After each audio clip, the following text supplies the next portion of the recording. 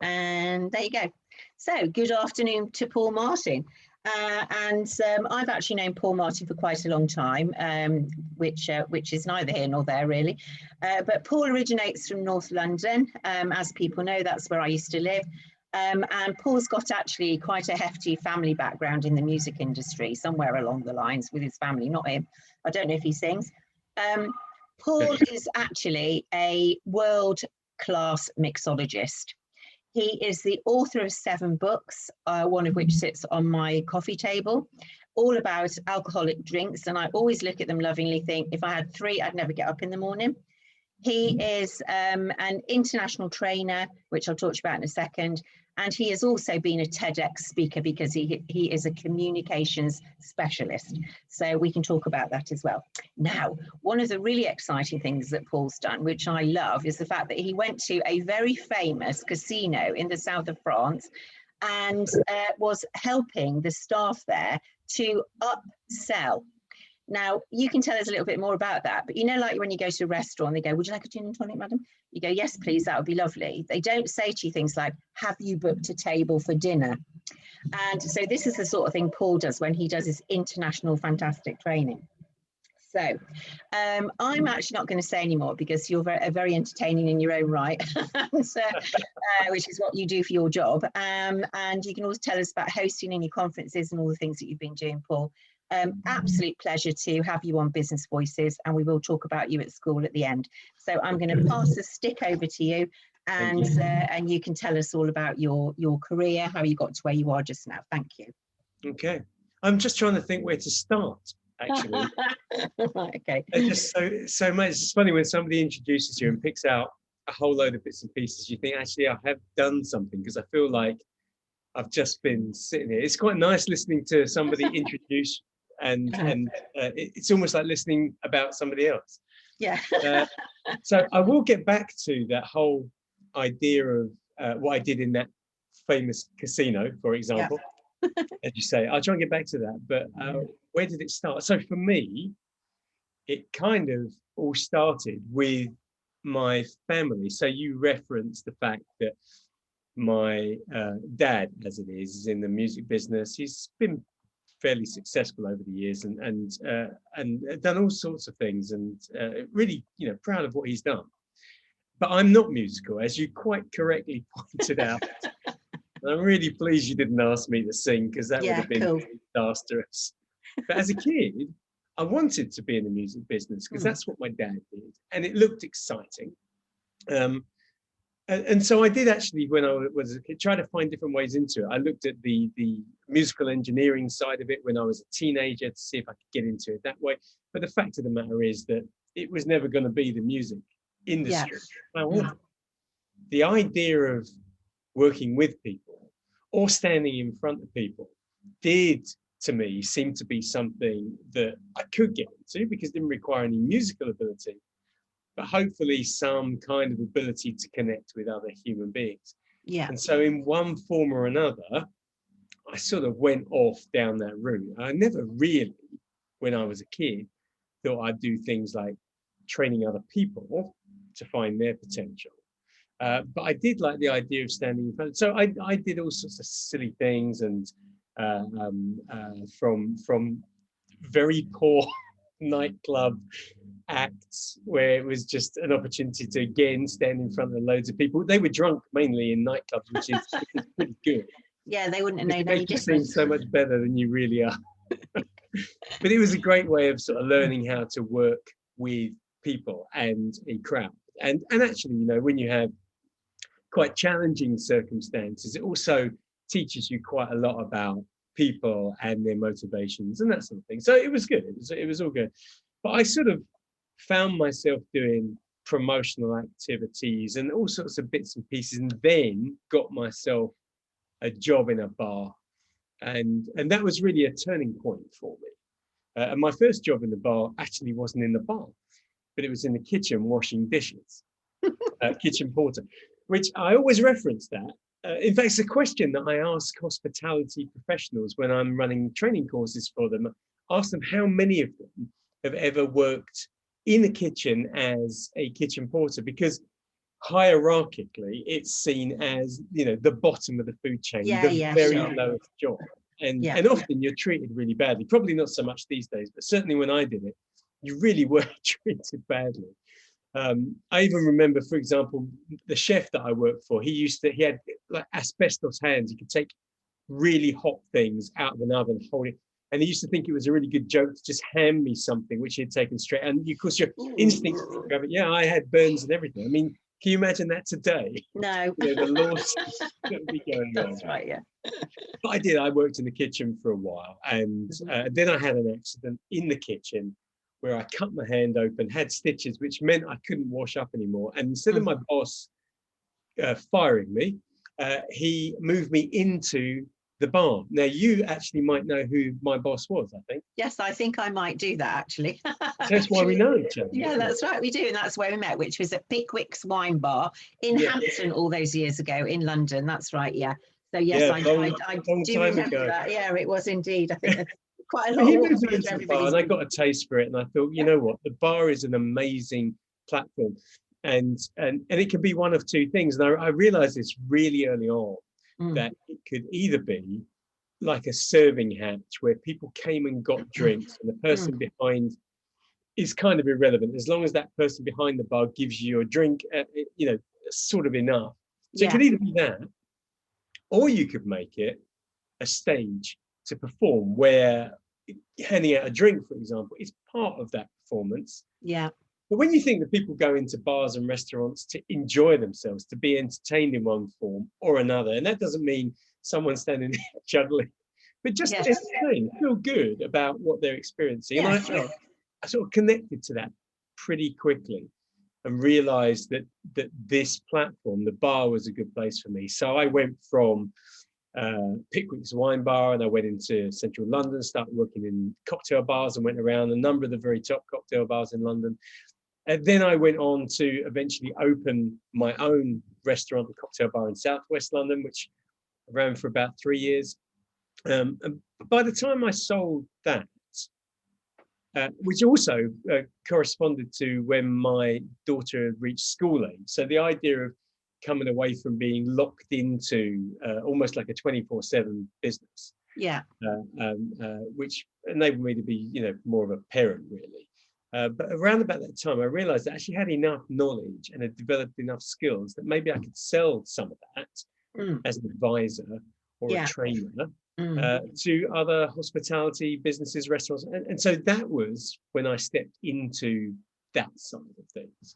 And that really has been my path ever since. I mean, it's sort of, you know, the road has done a lot of this and a few of those and a few of those, but it's really sort of developed and evolved. And like you mentioned, although you didn't mention any names, but I've had the pleasure of working with some of the most iconic brands and venues on the planet. And that's been very exciting for me. But B is I guess a testament to where I've taken it, and pleased to say still very much relevant to an ever-changing industry as well. Because obviously, you were actually quite associated, weren't you, with some sort of top branded names of spirits and things like that, that I seem to remember, like, can we say it, Beefeater and people like that, and the whiskey.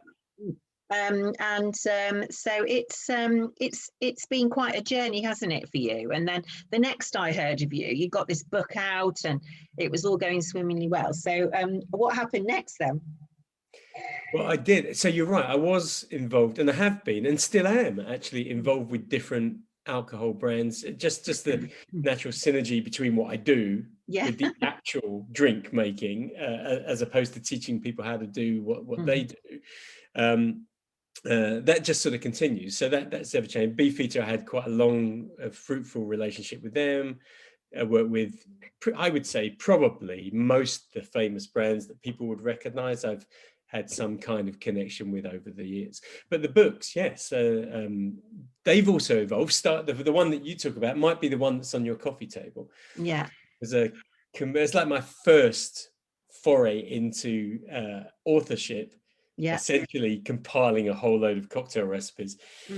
That one's got about 2,500 cocktail recipes in it. but the books have sort of gone on as well. So last year or the year before, kind of like the last year has sort of disappeared. You lose track of I where know. you are, We don't keep you? saying last year, don't we? Or last year, and Mm. it was actually the year before. We've all like lost Yeah, a year of our lives somewhere. Yeah, yeah. I know. Yeah, quite a sort of a challenging share for all of us, I think. Mm, But mm. anyway, the books have evolved. So I did a really well, it was a creative idea that I had many years ago. Tried to get it off the ground a few times, never happened. And then I actually got a call from my publisher saying to me, "Have you got any book ideas?" I said, "What, you mean like the ones I've been trying to get you to publish for the last Yeah, 3 or 4 years?" yeah, They said, "Well, can you send those again?" Which actually made me think, you know what? You send stuff in, it ends up in a bin, nobody looks at it. So anyway, yeah. I did send it in, and they went with it. They published that, and they published another couple as well. And this one was the idea of taking, I called it 101 award-winning cocktails. And so it was 100 cocktail recipes plus one of my own from Yeah. 100 different bartenders from around the world. Each one of them an award winner. So each one of them had won a major cocktail Mm, championship, many world mm, champions in there. But what mm. I loved about these recipes is that for the consumer, you tend not to see them ever, because they get entered into competitions. They might win the competition. There might be a big noise within the industry, but you wouldn't go into a bar and get those drinks. So I Yeah. thought that would be great if you could. So I did that. Backgrounds about all the bartenders, little anecdotes from them. So I'm quite pleased with that one. That's a hell of a holiday. 100 cocktails from around the world. That sounds like my sort of holiday. That's a TV show, isn't it? I don't know. We'll make it. If there isn't one, It's we'll got do to it. be a TV show. I mean, Yeah, just do it. imagine that journey. How brilliant! But I did this other one called it's just called Ultimate Bartending, and no pictures in this one, no cocktail recipes, Mm. and in actual fact, even though it's about bartending, it's actually not solely about bartending. It's just about this whole idea of how we can make service, I guess, within the hospitality industry in particular, how we can make Yeah. service truly spectacular by bringing some really cutting edge skills and psychology and communication techniques to what we do, understanding people, knowing what to do when, pressing the right buttons. So yes, it's about bartending, but it would apply to anyone in that sort of customer guest facing role. And I Yeah. really enjoyed writing that, because that was the first Mm. time I got a load of that stuff that I share with people as part of my day job, into print and on a page. So yeah, really pleased with that one as well. Mm. So was that was that before or after the TEDx talk? Yes, that was after. Always wanted to do a Mm. TEDx talk, Mm. actually. Because you actually have another set of skills, don't you? Which is communication, which is actually sign language. So you can tell us about that as well. Yeah, it's true. I mean, I've always had a passion for communication. I've got this line that I say, which actually, if I mention it anywhere around home, everyone else quotes it, because they've heard me say it so many times.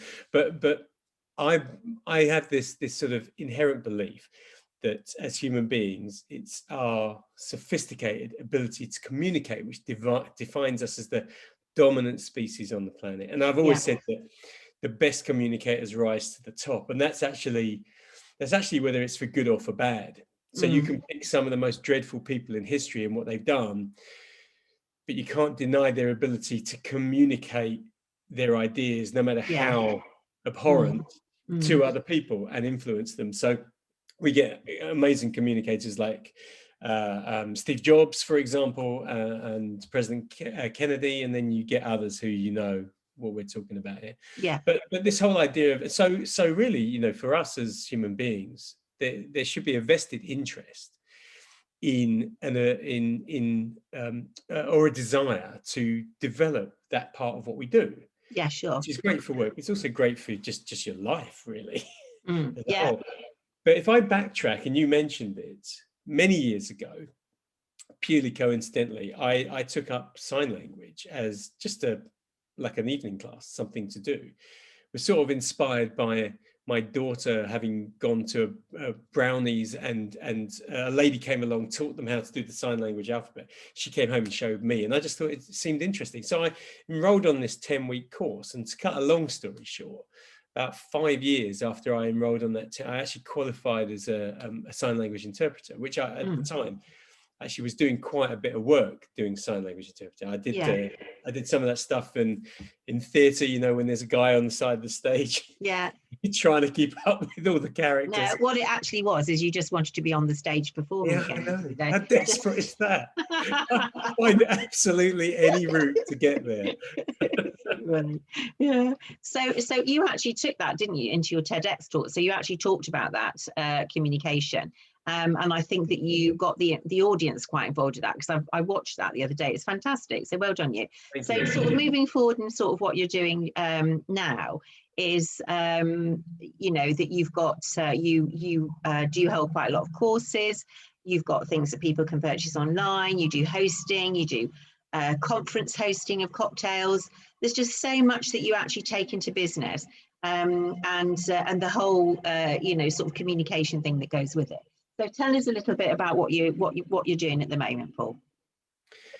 Well, I mean, again, because of the last year, so much of what was live is now virtual, like this. And I guess, like so many of us, I had to try and sort of navigate a way and bring what I do across. I mean, I've always said,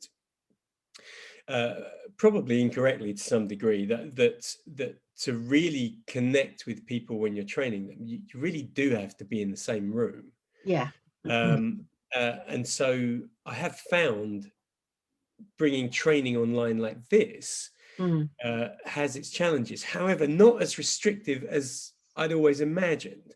So you can be far. I mean, I've been running, for example, mixology courses where I've been behind my bar looking down the camera, and then there's been a group of people, bearing in mind this was in those gaps in our various lockdowns when they were allowed to come together. But, you know, a group of people in their bar or their pub, which was actually shut, but they were together, and we were doing stuff, and it kind of worked quite well, really. The communication skills stuff works okay online, but can't wait to get back to live settings for that, because really you really do need to be able to look into the whites of people's eyes.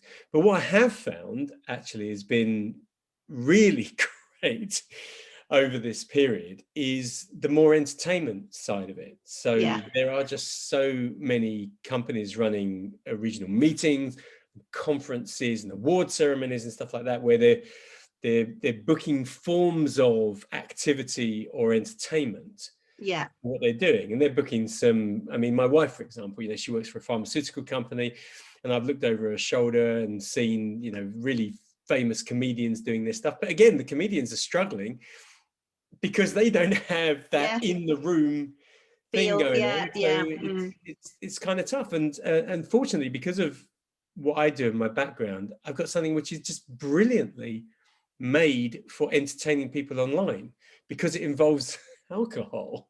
I mean, always alcohol. And because obviously there's a lot of people who don't drink, and we do non-alcoholic versions of it. But essentially we've been doing these sort of interactive masterclasses, which are great team building. It's a brilliant way of bringing people together at these corporate events online. And what we do is we put together a little menu of cocktails we're going to make with them.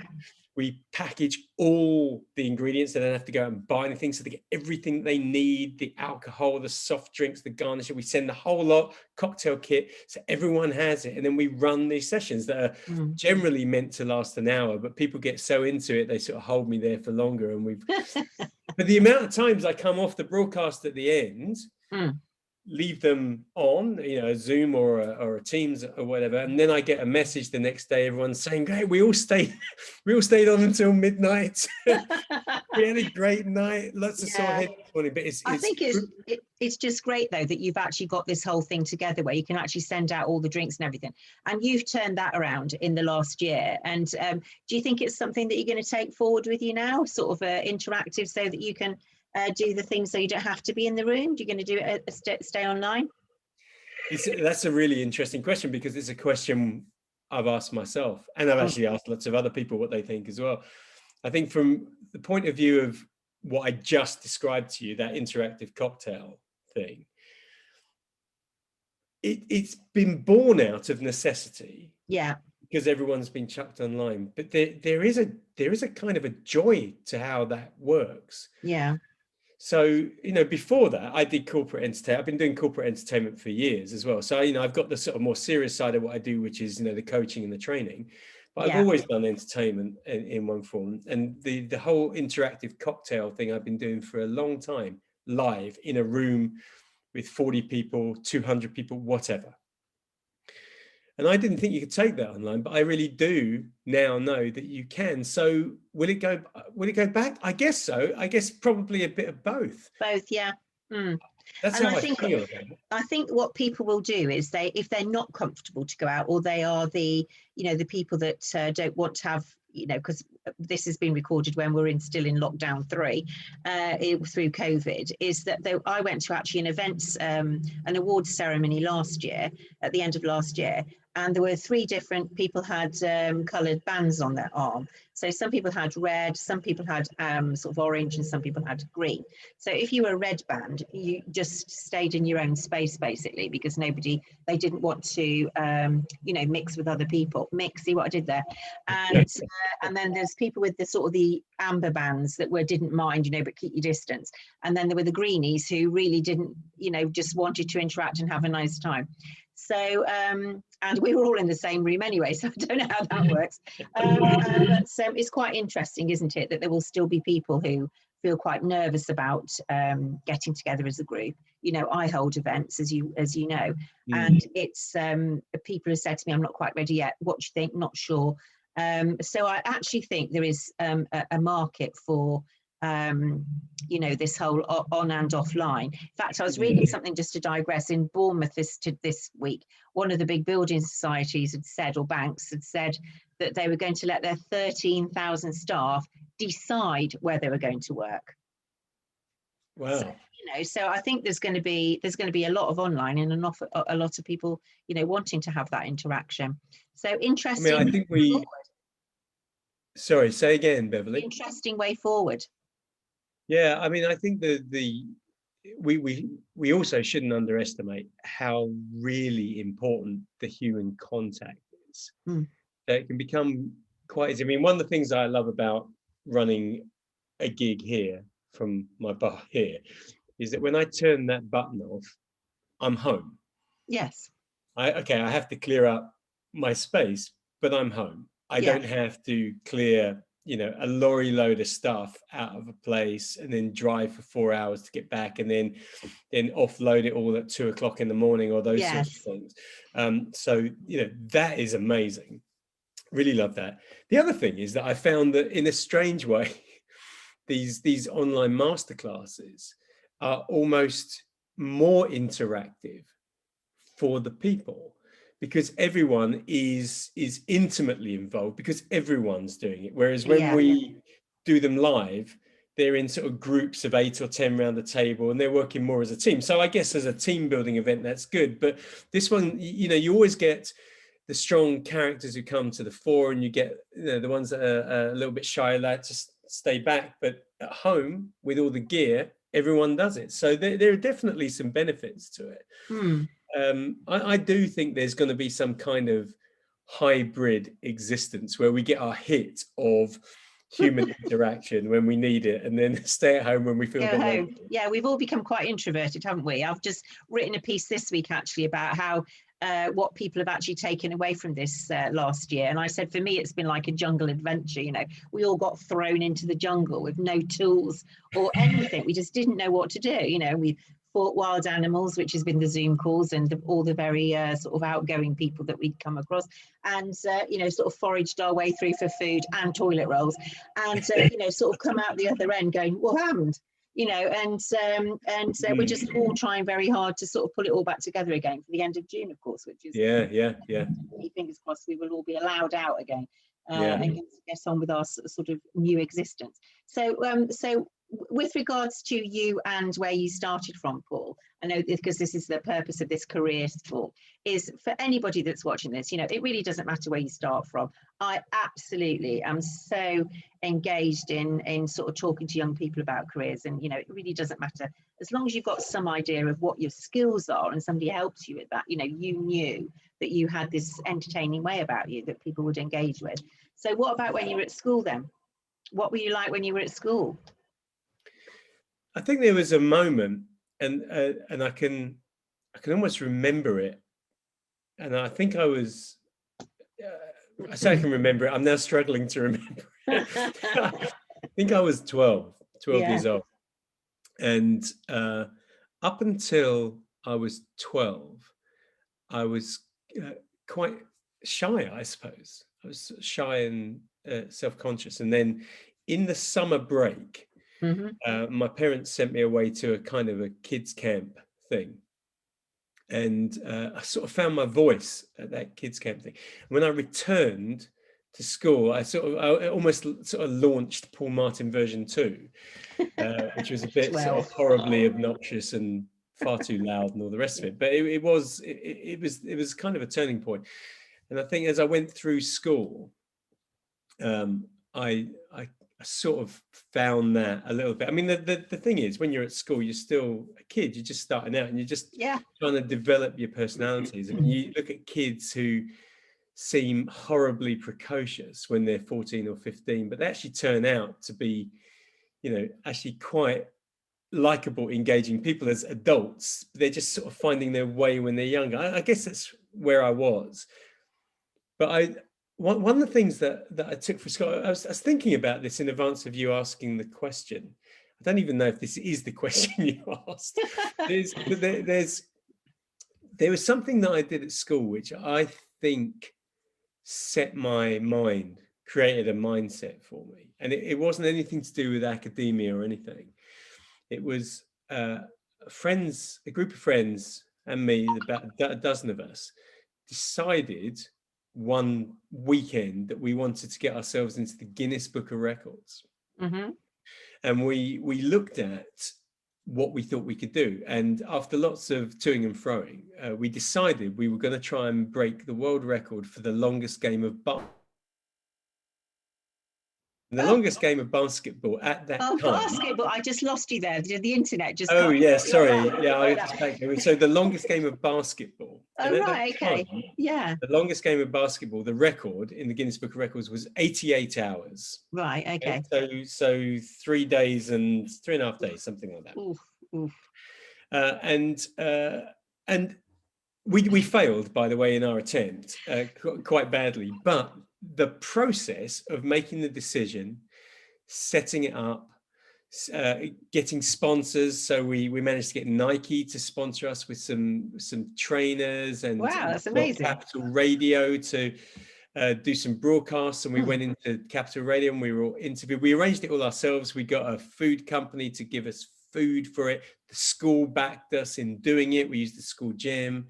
We got the British Basketball Association to send referees. And so this was a bunch of sort of 16-year-old kids organizing this whole record attempt. The only thing we didn't do was do any training for it. So our form of training was to all meet up on a Friday evening after school and spend the whole weekend together without going to sleep. Right. Okay. See if we could actually stay awake. Practicing staying awake. I get you. Yeah. And I remember going into school on a Monday morning, and there were just reports of kids with narcolepsy falling asleep in their lessons as we all just kept passing out. But we did this thing, and it was an amazing experience, the organization and the taking part. And I think it made us all realize that if you put your mind to something, even though there's going to be loads of people who tell you that's a stupid idea or you can't do it or whatever, that actually the only thing that's probably going to stop you is you. Yeah. And it doesn't mean I'm an eternal optimist. I would say I'm quite an optimistic person, but I'm a realist as well. I know if something's not right, and if I don't think I can do it, but it definitely set a tone for the way I think. And that's probably the the best experience I took from school. And what was the sort of the comments from your teachers then? What was on your school reports, Paul? What did it say you were like? What your teacher said about you? I tell you what, it was almost like it was sort of repetitive in a way, because it was always complimentary about me being a nice lad. I think I got on well with all my teachers, and so they liked me, but I was a poor student. So it was a bit of, he's a nice guy, but could try harder. That one, the one that could try harder. Yeah, he could do so much better. But I was never over worried about it, really. I mean, I didn't come out of school with anywhere near the number of qualifications that I should have done. I got my A level in maths, which that was at a time when A levels were impressive. They're not very impressive now, are they? But I got my A level in maths. I think I think A level in maths is pretty impressive, actually. I think there would be some people that would be quite proud of that. So be proud of that. And moving it forward, it really doesn't matter anyway, does it? Because you run out of it. All it does is it allows you to understand how many milliliters there are in each of your drinks. And so that's the most important thing, isn't it, really? So that you know exactly how much you're mixing up and not giving people too much in their kits that you send out to their offices. But I really like the idea that you send all the product out for the workshops, because like you say, you've got some people who are quite introverted, but they will have a go if they're on their own, because they won't feel uncomfortable in their peer group. So moving forward for you, having been the nice lad at school that did his A level in maths, which is brilliant, hail Paul, is what's about moving forward then? What's next? I know that you've got sort of a couple of conferences and events coming up as well. How can we help you? How can people contact you? Yeah, well, I mean, absolutely. I mean, anybody that is looking for some kind of spectacularly interactive, fun entertainment as a sort of genuine feature of online conference, event, launch party, award ceremony, anything like that, because that's what they're trying to do. They're trying to get people to feel that because it's also about rewarding people, isn't it? It's like saying to your team members or your staff or your company, look, here's a thank you for you as well. So you can get in touch with me very easily, either via either via our website, which is www.bartendertraining.co.uk, where you can actually see some pics and videos of the online virtual events, or you can get me absolutely directly straight to me on my email, which is mixapm@hotmail.co.uk. That's mixxapm@hotmail.co.uk. So we'll put all that in the comments so that people can. I was hoping you were going to do that. Yeah. So and I'll come back to you. And people often a little bit reticent about reaching out because they feel like it commits them, or listen, no commitment at all. It's absolutely fine. We've got loads of events coming in. Really happy to have more, but we're not going to pin you down. We're just happy to answer any of your questions, give you more information so you know what's going on. So just reach out. It's absolutely cool. Yeah, well, it's been absolutely fascinating, and it's always a pleasure to talk to you. And I know that we've been doing some work recently on marketing and things like that, and but it's absolutely fascinating what you do, and you're so entertaining and engaging. And it's not just the fact that you know what you're doing with the contents of a cocktail, is you also explain and communicate with people very well, as you know, because you're trained to do it, and that's what makes the communications training part of what you do very successful as well. So just to say, Paul Martin, thank you very much for coming and having a chat with me. It's absolutely always a pleasure, and really great to be in touch again after all those years. Thank you, Beverly. It's been wonderful. Okay, and we'll speak to you again very soon. Thanks, Paul.